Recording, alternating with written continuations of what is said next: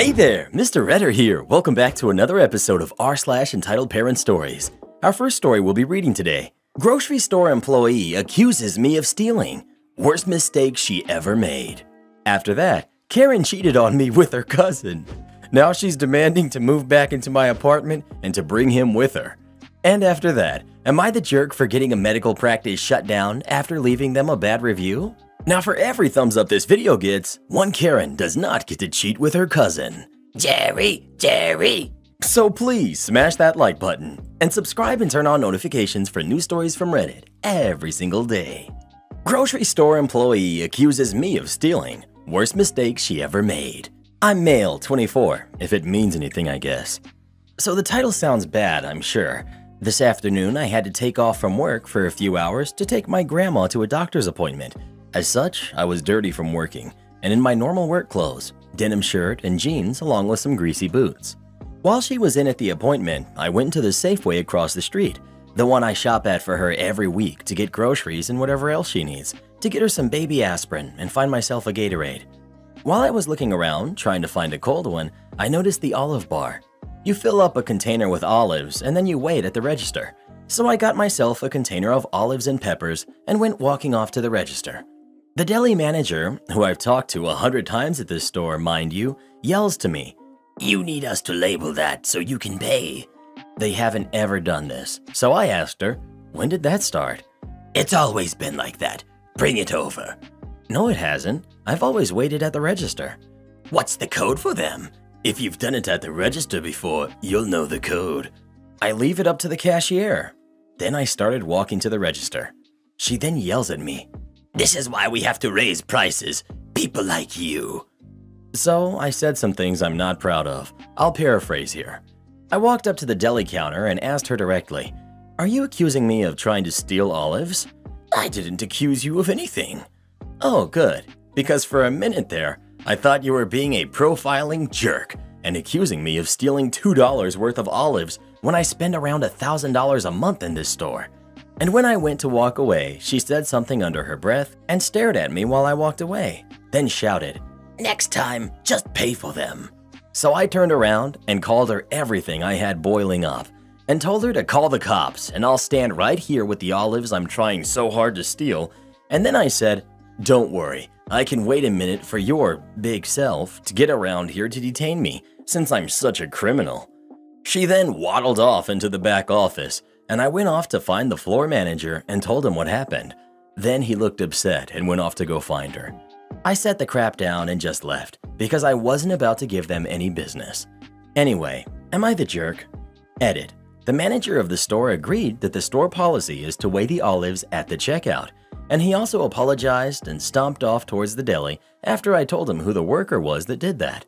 So anyone questioning policy, hopefully that clears things up.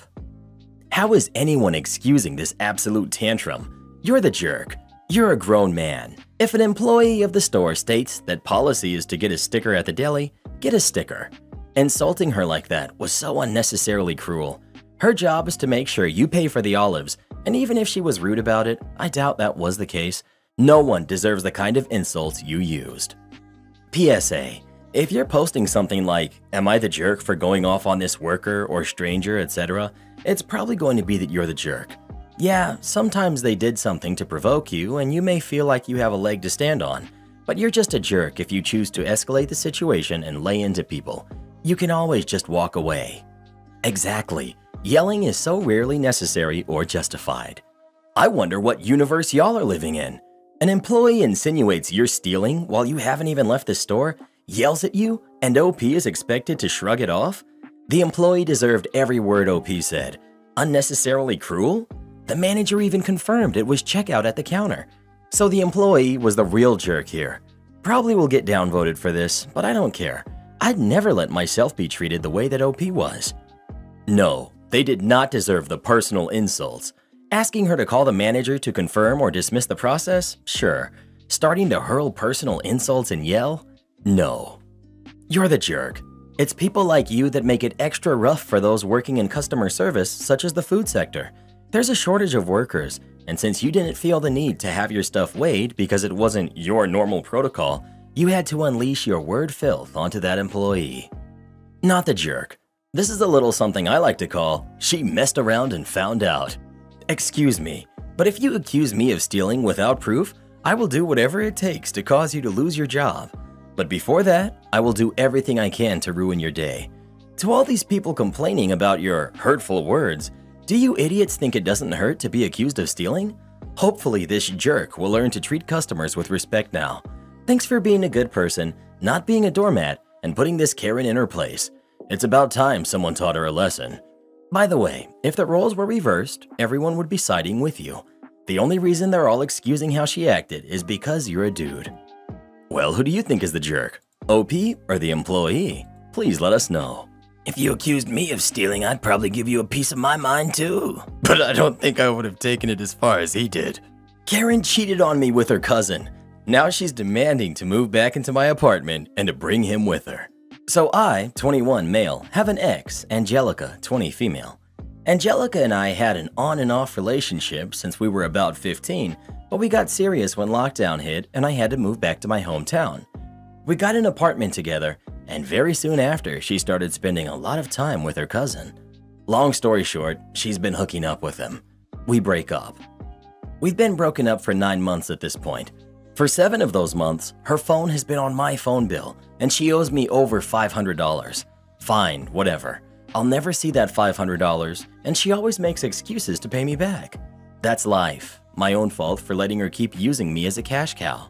She also took my car when we broke up, and I let her because I was too afraid she would try to take my apartment too. Anyway, it's 9 months past our breakup. I get a message. Hey, I'm pregnant. I'm on my way home from work, so I don't respond. That's 9 months past being my problem. It's not my baby. She messages me again. My boyfriend, the one she cheated on me with, and I have nowhere to stay. Still, 9 months past my problem. Angelica has never worked a day in her life. She lives off the disability check from her boyfriend and spends 99% of it on grass and fast food. She never paid rent and is documented to never pay rent. Anyway, she tells me, my name is still on the lease. We're going to move in September.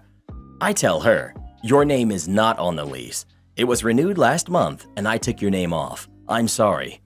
She messages me calling me a jerk and saying she's moving in because she has nowhere for her baby and 3 dogs to stay. Mind you, my apartment is more like a studio and barely fits me, let alone 2 other people and 3 dogs. I tell her it's not happening. I'm moving out of town soon anyway. Also, come pick up her crap that she left at my apartment for 9 months. She says no, and if I throw it away, she's going to press charges. I tell her it doesn't matter, because when I move out, I'm throwing it away. She later called my landlord and told him I was planning to move out. I got upset at this and told her I ran the numbers on the car. It's still in my name. Get the car out of my name now, or I'm repossessing it, or she can leave me alone.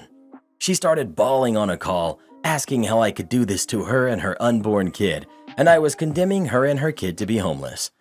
I'm really considering repossessing the car since it was mine from the start, and it still is in my name. She doesn't deserve to get a free car handed to her. She needs to wake up. She keeps saying she needs a place to stay. I'm ruining her and her baby's life. It's literally my apartment that she has never once paid rent on. I don't know how she thinks she's entitled to just live in my apartment with the guy she cheated on me with and 3 dogs. I hope the baby ends up okay. It's not its fault its mother is a spoiled brat, but I also hope being homeless and carless wakes her up. Am I the jerk for getting a medical practice shut down after leaving them a bad review? I, 20 female, moved to a new state 2 years ago.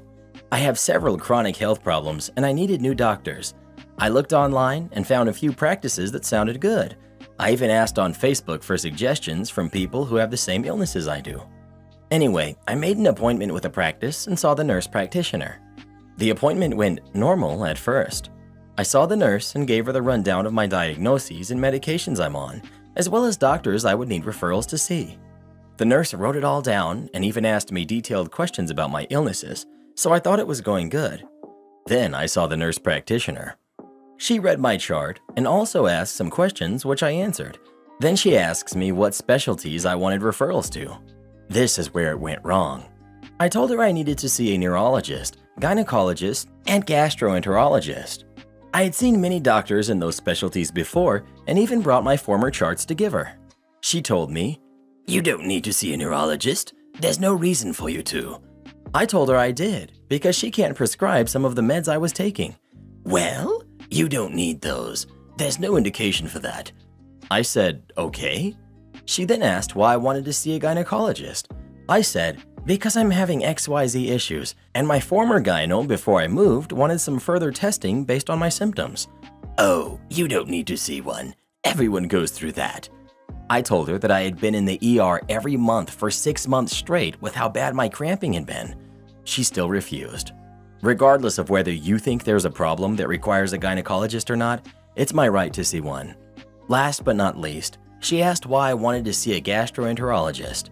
I had been having a really hard time keeping food down and was in a lot of pain every time I ate. She looked at me and said, "Oh, you're too big to have any problems there." I left crying that day. I went home and told my mom what happened, and she suggested I report her to the medical board. So I did. I didn't have any evidence, technically, so they couldn't really do anything. So I did what most people would do and made reviews online and posted about my experience in the local groups online. I got a phone call from their office manager asking me to take them down because people were leaving their practice. I wasn't the only one to come forward about how they treat patients.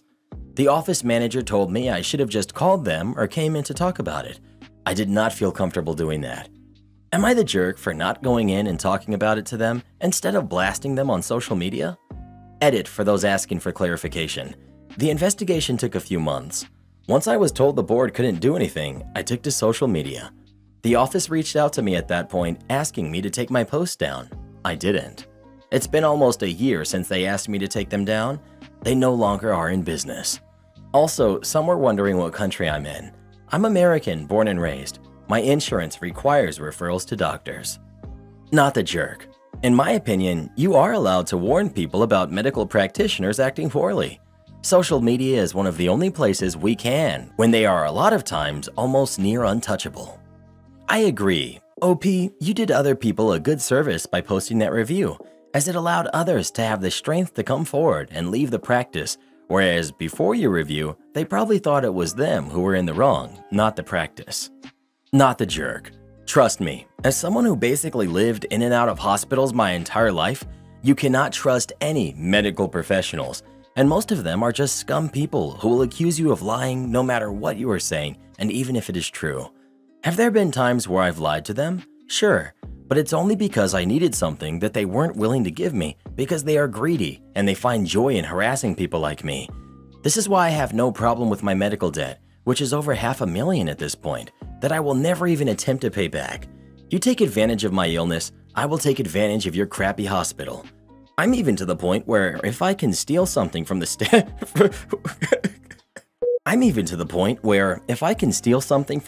there, you bet your butt I will, and I have. Best lick I ever hit was some doctor's office that had these stupid army coins on the wall. I took every single one of them and bolted, made over $2,000 pawning that crap, and was able to buy what I actually needed from a friend. Gotta love karma. Well, what do you think? Was OP the jerk for leaving that review or not? Please let us know. Reviews should always be honest. OP did nothing wrong. Now, as for that last commenter, on the other hand, you want me to read the lease? If you say so. Backstory. I moved to the Big Apple in April from LA and signed a lease for an apartment sight unseen. It was the same price as my LA apartment, but while in LA, $1,350 gets you a master bedroom with a walk-in closet, private bath, and 3 roommates, in New York City, for the same price, they've turned my closet into the bathroom, and I now weigh 135 pounds thanks to the 7 flights of stairs that I had to walk up every day. Some days I would raise my arms to put on deodorant and scrape my elbows on the ceiling. One of my 5 roommates was an RN though, so there was the upside. The only saving grace was that this apartment was pet-friendly and had an in-unit washer and dryer.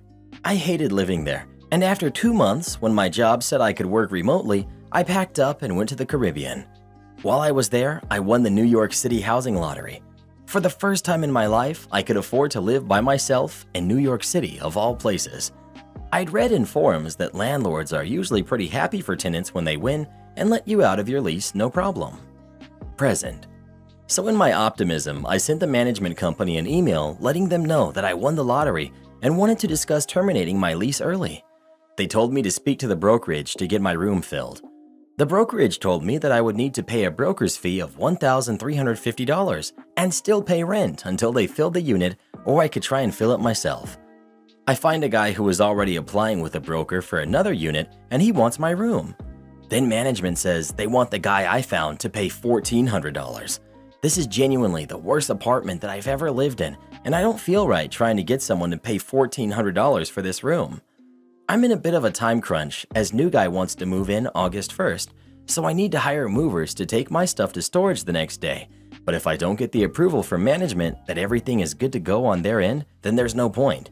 So I need management to agree to let this guy take over my lease for the price that is on my lease. I argue that a new price would be a new lease, and if they want to do that, they would have to release me from the lease and market the apartment at this new price point. They refuse, saying that I should pay the broker's fee or forfeit my deposit and continue to pay rent until they get my room rented. I'm upset because management basically wants to make more money and assume no risk. I would end up paying until they rent out the awful room to someone. I tell them this is unfair and it makes no sense. Then management tells me, well, there's no lease takeover in the lease. I'm confused because I vaguely remember reading something about a $500 fee for a lease takeover. Read your lease. We were doing you a favor before, but now we're only going by the lease, management tells me.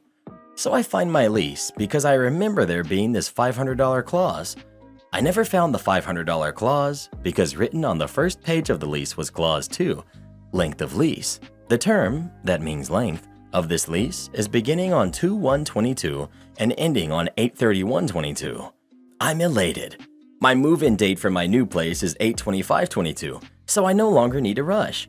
All because management told me to read my lease. I give them back a call and request the email address to send my 30-day notice of intent to vacate, or if it should be mailed as it's not specified in the lease. Management tells me that I can't break the lease. I tell them I'm not. It ends next month. I send them a photo of the first page of the lease. He sputters and says, "You know it's a years-long lease. This is a typo. As you know, I just took over managing the building and I inherited some bad leases."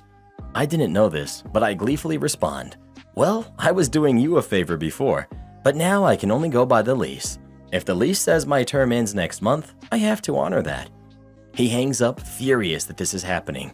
At this point, I'm no longer concerned about hiring movers, so when he calls me back at 8 p.m., I'm ready to tell him the cutoff for the movers was 4 p.m. and that I will move out according to lease. But he starts the conversation in a somber, defeated voice. "You can move out on the 31st. We just have to go according to the lease. We will do a final walkthrough and give you back your deposit." As I'm still in the Caribbean, my cousin will be subletting for August, and I will be moving into my new apartment when I get back. Everything worked out in the end, all because I read my lease. So, what is the New York Housing Lottery? OP. The Housing Lottery, where I am grateful to be a winner, is further evidence that we, especially in New York City, live in a dystopian society. Basically, in New York City, when new construction happens, certain numbers of units are set aside for a lottery for low to middle income individuals to apply for. In exchange, the developers get tax breaks, so in the case of my unit, although it is built specifically with the intention of being a lottery unit, red, smaller, and different finishes, it would be at a market rate of probably $6,000. As a lottery winner, I'm paying $1,900 for the amenities included. Tens of thousands of people apply on the Housing Connect websites, so they randomize the numbers, and there are certain things you can do to improve your odds, but it is ultimately a lottery. Thanks. My sister lived in New York City a long time ago, had 2 apartments in Manhattan before she bought a condo in Fleetwood. She told me one was $900 a month, and it was about 30 years ago. It was basically an oversized closet. Am I the jerk for my response when my boyfriend brought up the apartment purchase in front of his family? Context. I, female 29, have been with my boyfriend, Adam, male 27, for 2.5 years. He's the quiet and shy type. It's very hard to get him to open up about what bothers him. For now, I'm the one with an income. We get along easily, though he can be a bit unreasonable sometimes. Example, he doesn't cook because he's worried I won't like his food, but he still cooks for himself, and the smell is pretty telling that his cooking is good. Another example is that he doesn't even do most chores, saying he's worried he might break or damage something. It's frustrating, but we're working on fixing it. Now, onto the more complicated issue. I'd put money aside since 2015 to buy an apartment, and I'm finally able to get it done this year. When I told him this, he got agitated and said I should wait a little longer until we're married, but I said no. He started complaining about how bad he feels about seeing me buy the apartment myself without having him contribute. I asked what I was supposed to do because it kinda sounded like a he problem. No offense, but he got so worked up and gave me two options. One is I put his name on the title. Two is not to buy the apartment until marriage, so it'll become a shared marital asset. I said no, and that was final, and he should drop it. He did eventually. At his family's house, I was taken aback when he started complaining about the apartment and again told me to either put his name on the title or wait until marriage to buy it, because he feels like there's a huge power imbalance here and that he can't bring himself to accept it. He also said that it makes him feel like he contributes nothing. Well, does he? I snapped and said, the reason you feel like you contribute nothing is because you literally contribute nothing, and I suggest you fix that by actually finding a job and having a decent income. His family looked shocked. He glanced at me, then got up and walked away. I waited for him to come back, but he had to go home because his mom said he felt too overwhelmed and wanted some space. She then basically started shaming me for my statement and hinted about financial mistreatment and control over her son. He's not home yet, demanding another call about the apartment, probably expecting me to agree to one option. Edit in case it matters. He has a disability that limits his job opportunities. Not the jerk. 1. Second paragraph sounds a lot like weaponized incompetence. 2. He brought it up in front of family to get mama to back him. 3. He sounds like a bit of a leech, to be honest. 4. For what reason does he want his name on the title if he hasn't put money into it? The answer to that is so that he can break up with her, force the sale, and get money out of it. He doesn't have a job, so that would be the only way he's getting any money. Not the jerk. He doesn't cook, clean, or have a job. Why are you with him? He does cook, just not for her. In summary, my unemployed boyfriend who does no housework, refuses to cook, only for me, he will happily cook for himself, and contributes nothing financially, expects me to give him half of my apartment. He wants this to be a marital asset because he wants to be able to take half of it freely when he walks away. Girl, you are not the jerk, but why are you even in this relationship?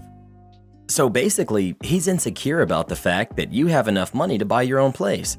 He's then insisting that you do something that will allow him to have some ownership of it without earning it. Throw in the not doing chores and not cooking for other people, and this guy sounds like a spoiled kid. Please tell me you're not getting engaged. Seriously, think about this relationship. Not the jerk. Not the jerk. But I never understand how guys like him can get girlfriends.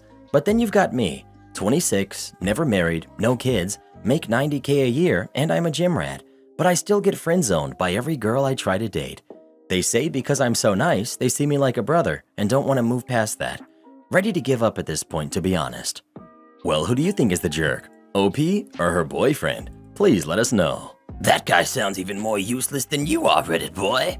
Would I be the jerk if I refused to let my stepson come live with us full-time? My husband of 5 years recently mentioned that his 16-year-old son would like to come live with us permanently. We suspect that there might be issues at home with his mom and her new boyfriend, hence his change of mind.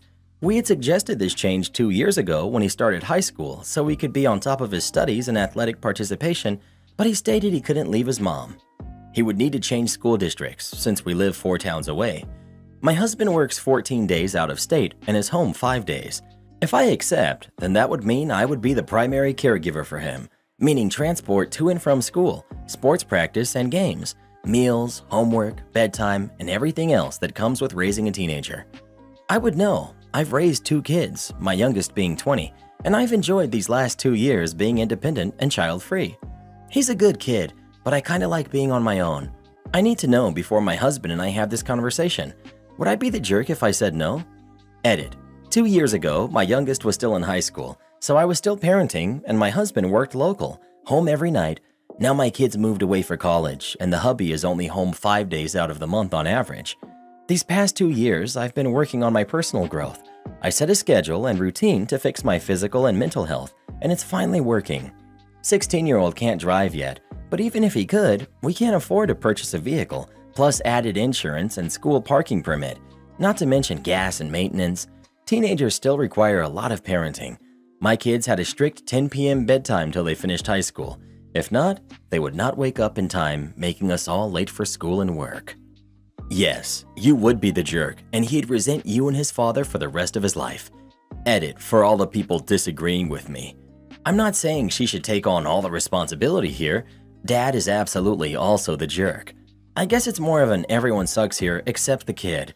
But he's 16 and can presumably take care of himself mostly. The "you would be the jerk" is more about whether or not she wants to maintain a relationship with the kid. If he's rejected, their relationship isn't going to go smoothly and he's going to resent everyone.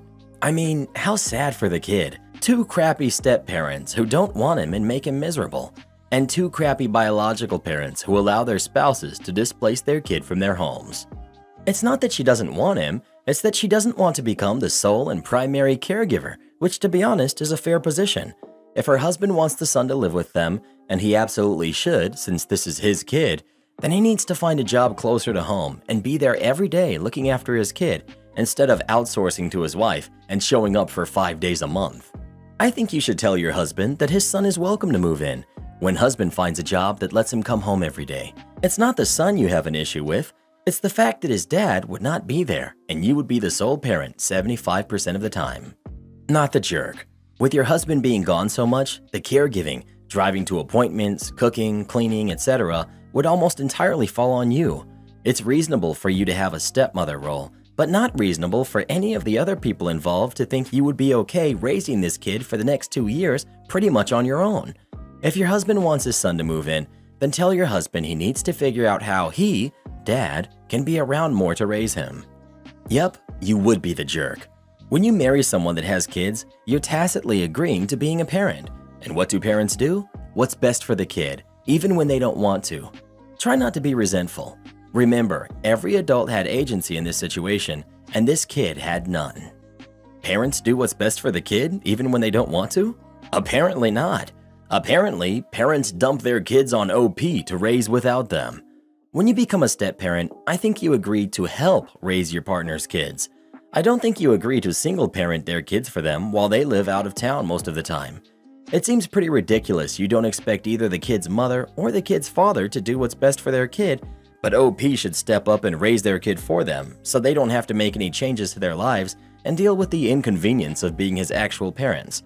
How is OP the jerk when mom is the one with the problematic boyfriend and dad is the one whose plan for raising his own kid has changed from let his mother do it to let the other woman who isn't mother do it? I'm busy. You're the jerk. You married a guy with kids. This comes with the territory. Just that would make you the jerk. But you want to prevent him from escaping a bad situation? It has to be pretty bad if a teenager is willing to change high schools halfway through and move 4 towns away from all of his friends. Well, what do you think? Would OP be the jerk or not? Please let us know. Oh, I can't wait to read the comments we get about this one. Am I the jerk for telling my girlfriend my ex comes first? I know the title sounds bad, but hear me out. I, male 37, was with my ex-wife, female 36. We will call her Elaine, for 15 years. We were high school boyfriend and girlfriend and married after university. We have 3 kids, all boys, 9, 8, and 5. We divorced a few years ago and have remained friendly so we can co-parent our boys as easily as possible. She is remarried and I get along with her new husband, who seems to be a good stepdad to my kids. I was single for a while as I focused on my boys and work, but I met my girlfriend, who we'll call Nicole, who's 27, about 3 months ago. I haven't introduced her yet to my kids, which has been upsetting her, but I've told her that 3 months for me is not a long enough or committed enough relationship to involve my kids yet. I do not want them getting attached or otherwise uncomfortable until I know for sure that this is the real deal. It was Elaine's birthday last week, and I told Nicole that I would be doing for her what I always do with our boys, and I wouldn't be available until later in the day. Nicole was upset with this as she wanted us to spend the day together, but it wasn't for anything special. Anyways, sorry this is dragging. Anyway, what I do on my ex's birthday is I go over in the morning, and with our sons, I help them make her breakfast. I get some flowers and a nice card and a present from them, and then they take it to her and give her breakfast in bed. My sons love doing this for their mom, and I always like to hear how happy it all makes them. Nicole was angry I did this, as she said it made her feel less important and like she would never come to ever mean as much to me in my life. I replied that Elaine is the mother of my kids, and that even though we are not in a relationship or in love, we have our boys, and I want our boys to grow up knowing that I always treated Elaine with respect even though we are no longer together. I do not want them thinking that we never cared about each other. Nicole says she doesn't want me doing this again whilst I'm in a relationship with her, and that I am the jerk for not putting her feelings first. She said it's obvious I still love Elaine, and I won't even give up this one day to put her over Elaine. I told her that I will always have a love for Elaine, as we were together a long time and have 3 kids, and nothing will ever change that. Nicole said if I do not promise to begin to restrict communication with my ex to make it just about the kids, she doesn't see how I can ever prove to her I care about her. So Reddit, am I the jerk for doing this for my ex on her birthday when I knew it would upset my girlfriend? Edit. Just to clarify, I do not take the breakfast to her in bed. Our oldest carries the tray. I just help the boys make the breakfast, and they go and present it to their mom. Edit 2. Wow, lots of responses. Thank you for taking the time to read and respond. I've answered some comments, and I will add the extra details people need clarifying. Her new husband and I will talk and have coffee and watch TV while the kids take the breakfast up. Her husband is the one who will have the boys awake and let me in so the kids and I can make the breakfast. Her husband will generally take Elaine out for dinner or plan something special, so I might end up taking the kids so they can be alone, as I understand he is now her husband and I have a diminished role in her life, but not my kids. The tradition started with my oldest when he was little and wanted to do something special for his mom on her birthday, so we've carried it on together as the boys have come along. Support our channel by joining as a member today, and we'll give you a shout out in our next video. Or come watch this video next. You won't believe what Karen does in that one.